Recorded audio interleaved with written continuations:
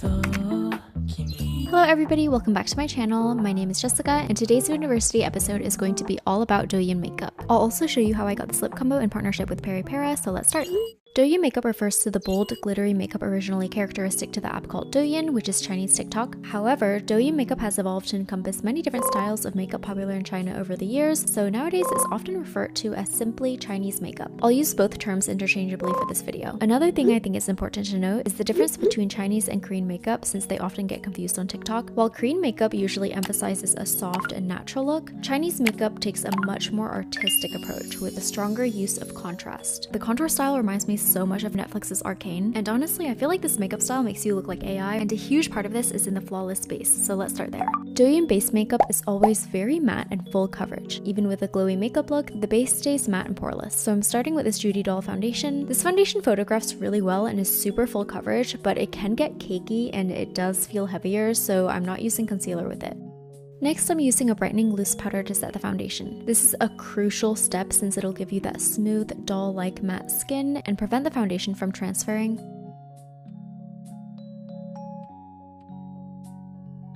Let's do the lip makeup next before contouring. Matte and dewy lips are equally popular in Douyin makeup. If you want a soft, moussey matte lip, I would go for Peripera's Ink the Velvet Lip Stain, and for dewy lips, I'd recommend Peripera's Ink Mood Glowy Tint. I'm first applying shade number 3, Rose in Mind, which is a muted, nudish, fake color. This has the perfect mix of warm and cool nude tones, so it's a really great My Lips But Better color for neutral undertones. The correct way to use this according to Peripera is to apply the lip tint onto exfoliated lips, let it sit for 30 seconds, wipe off any excess product to reveal the stain, and then reapply it wherever you want more pigment. This gives you 2 layers of stain so it lasts longer, and you can repeat those steps for an even more pigmented stain.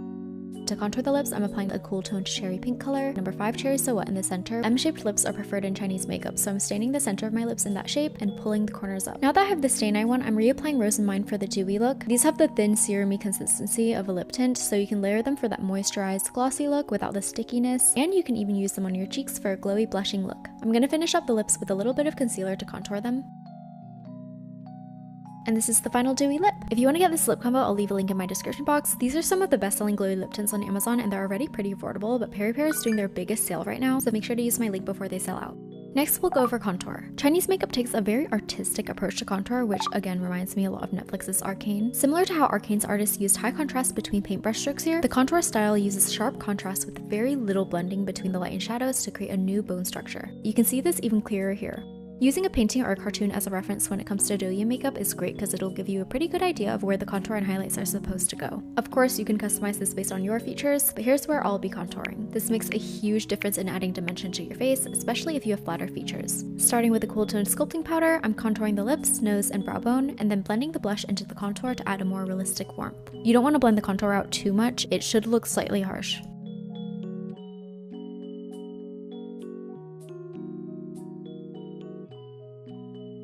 I'm gonna blend the blush out onto the cheeks, eyes, and nose so everything's even toned.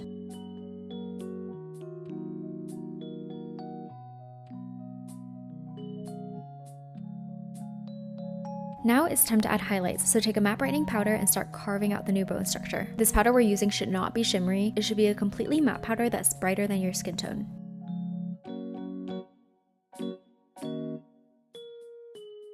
Here's without versus with the highlights. This step makes a huge difference.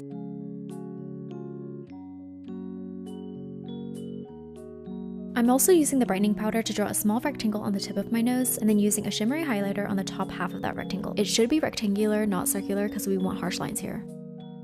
I'm also using the highlighter on the very inner corners of my eyes. Moving on to the eyes, I'm starting with double eyelid tape. I do already have double eyelids, but they're slightly hooded on the outer corner, so I'm applying the tape there to lift the hooded area. We want the eyes to look big and elongated, so I'm outlining the inner corner and sketching out a wing.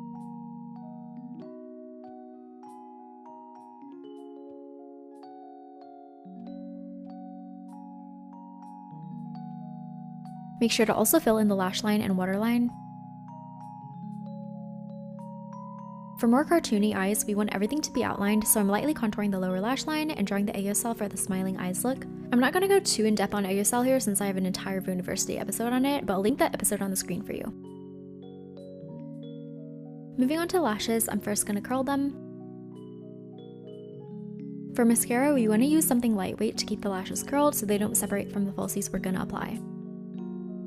It's super important to use false lashes that have thick sections like this for Douyin makeup. These give your eyes a more drawn-on look since you can see the individual separated lashes. I like using these strip lashes because they're so quick to apply. You can also use individual lashes to customize it more to your eye shape, but it does take a lot of time and patience. For lower lashes, I'm using a lengthening mascara and then pinching them into separate sections. At this point in Douyin makeup, a lot of tutorials will draw on the lower lashes, but this only really looks good when your under eyes are flatter. If you have any puffiness under your eyes, they won't look as realistic, so I would recommend using fake lower lashes instead.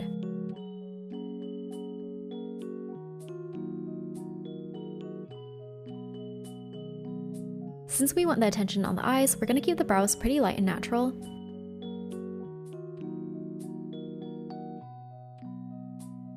After finishing the eye makeup, I felt the contour could be a little bit more dramatic, so I'm building it up with Makeup Forever liners.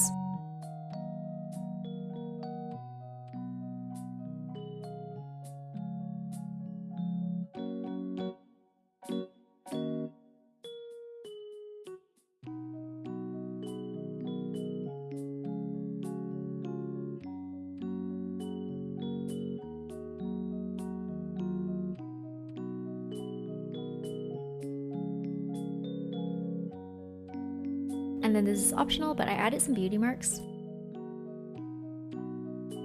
Next, it's time for colored contacts. I wore enlarging lenses throughout this video, but here's a comparison with versus without the lenses. These definitely make my eyes look bigger and add to the dolly effect, but you'll notice transforming is a huge theme in Douyin makeup, so to really transform into a different person, I'm gonna use blue colored contacts. Here's a comparison. If you compare my natural pupil to the blue colored contact, you'll notice even these are slightly enlarging. This is honestly necessary when it comes to light colored contacts because lighter colors usually make your eyes look smaller, so this combats that effect. Almost forgot the glitter.